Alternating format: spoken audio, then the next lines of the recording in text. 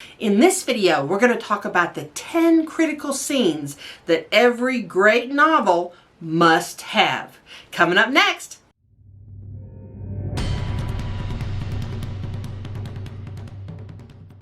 Hi everybody, my name is Dee Burks and this is Retirement Rescue, where we talk about how to make money, save money, and live well in retirement.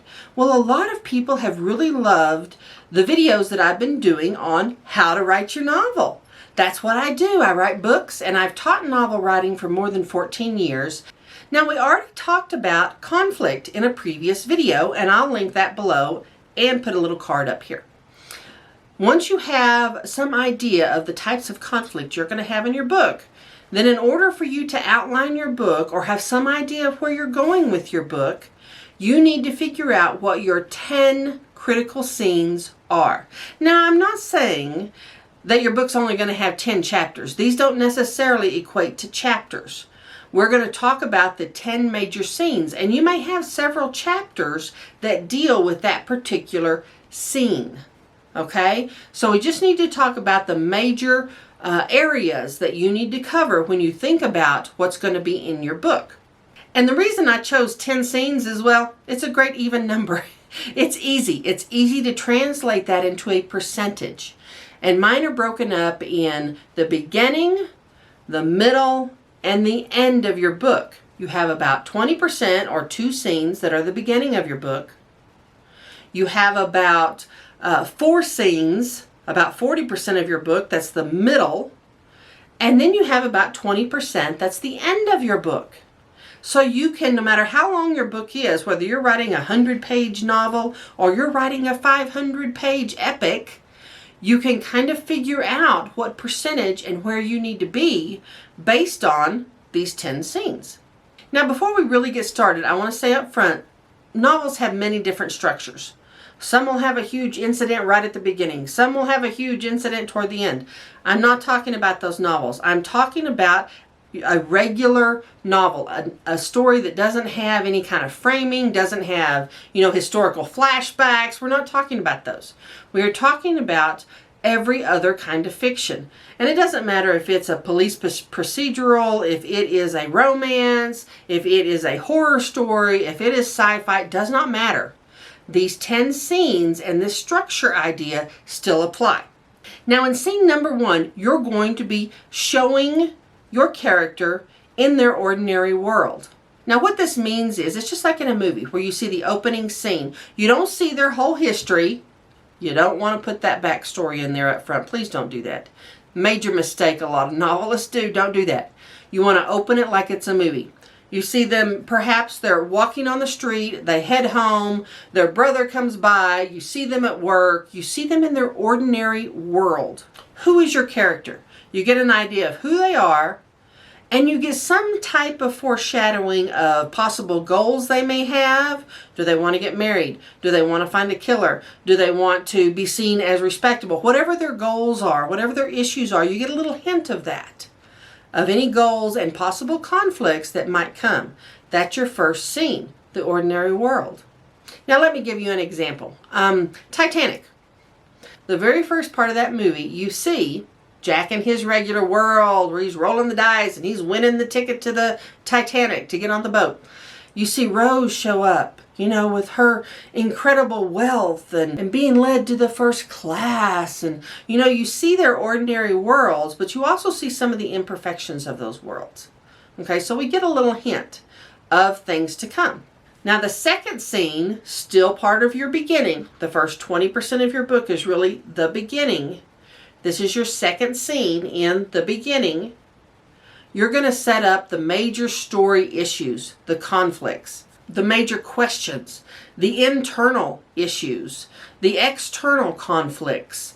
You're going to see the imperfections in that world that you've just set up and what the possible conflicts for that character internally and externally with the people around them might be. Now, you remember when we talked about conflict, we talked about the first level of conflict being your character versus themselves, their internal conflict. The second level being your character versus other characters. And now when you get to the end of this second scene, you're ready to transition, you need what's known as the inciting incident. You need something that rocks their world in some way. Now, the inciting incident has to be something where they don't just make a decision or they don't just decide to go on a trip. It's got to be something that completely removes them from their ordinary way of being. For example, let's say you're writing a detective novel. And in the first part of the book, the scenes 1 and 2, you've set up who this detective is, or a hard, grizzled detective. You've set up their internal and external conflicts. They're a loner. They like to work alone. They've got issues with their department. They don't like being told what to do, blah, blah, blah. And maybe the inciting incident is all of a sudden there's a serial killer.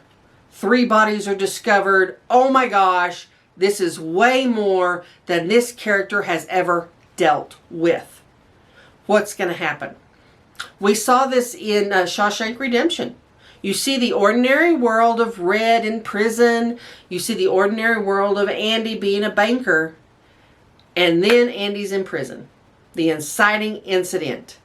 Red has to deal with this person who is not guilty and is not of an institutional prison mindset.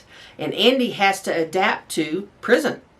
It is a completely unique experience for those characters, and it rocks their world in some way. Well, your protagonist, which is your main character, your protagonist has to have their world rocked. And when we talked about conflict, we talked about that third level of conflict being something from the outside. Your character versus the universe. There's an issue they've got to fix.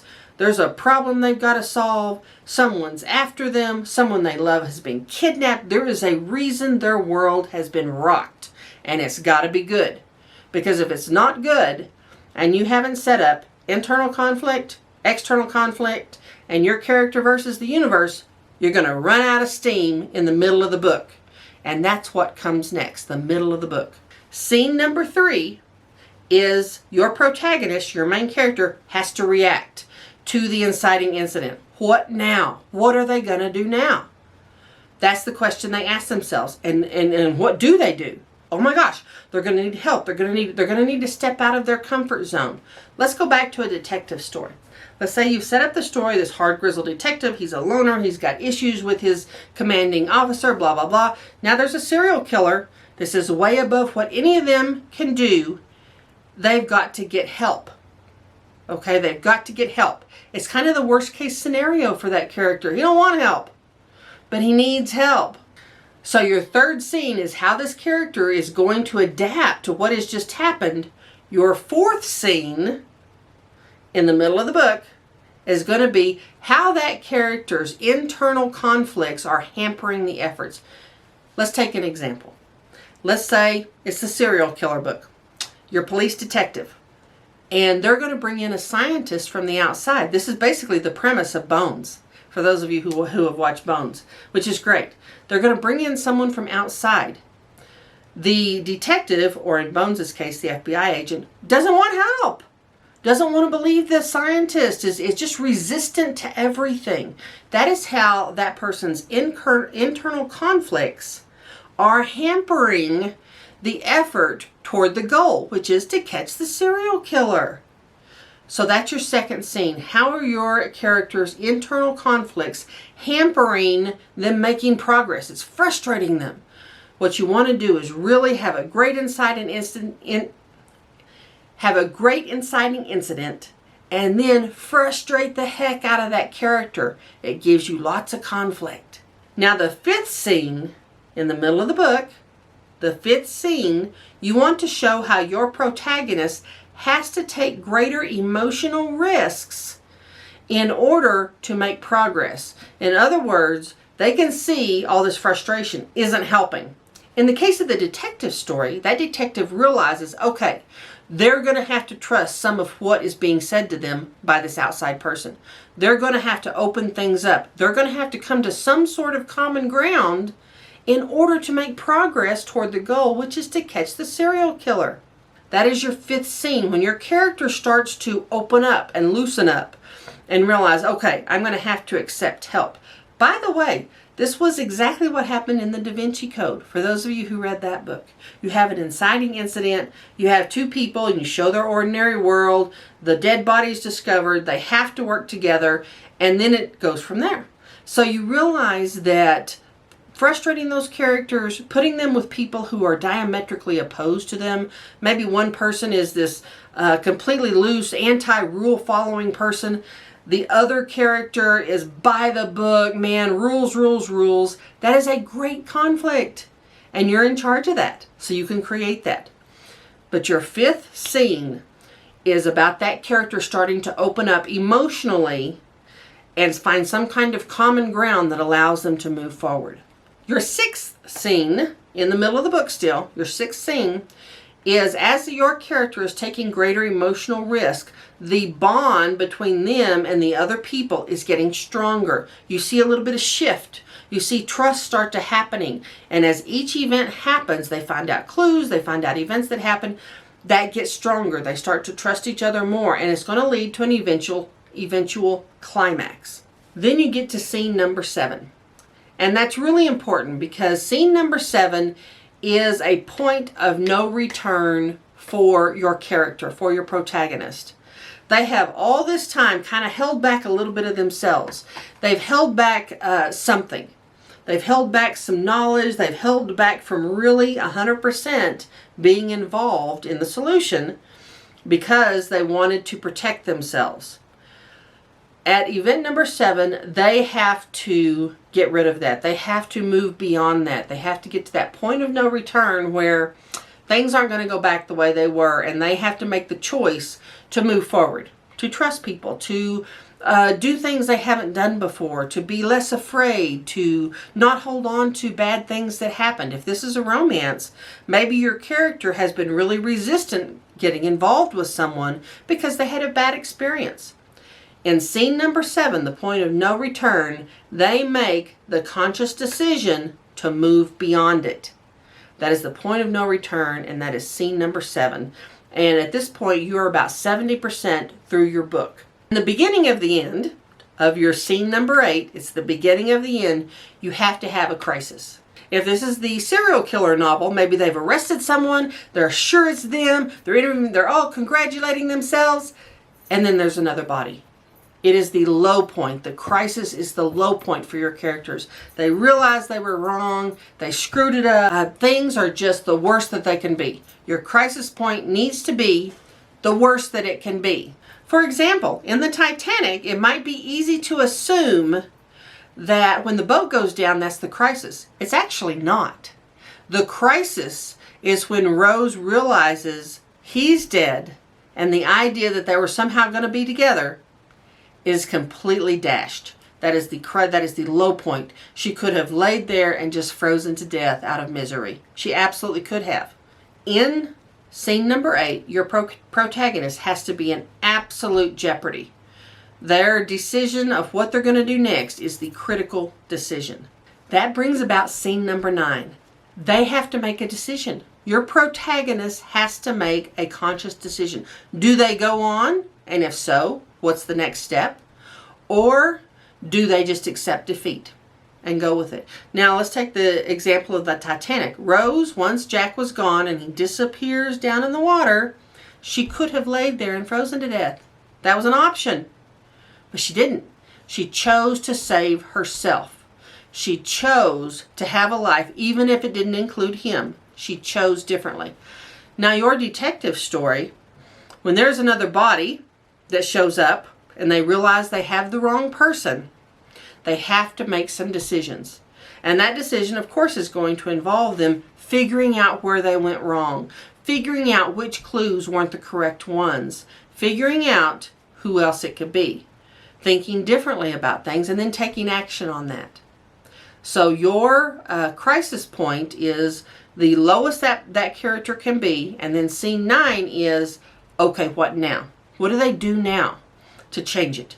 And at the end of scene 9, you're going to have that ultimate conflict, that ultimate choice, that ultimate time when things absolutely change forever. Now in a detective story, this is when they catch the serial killer. They're running them down. They're going to catch him. They finally figure out who it is. That's your climax.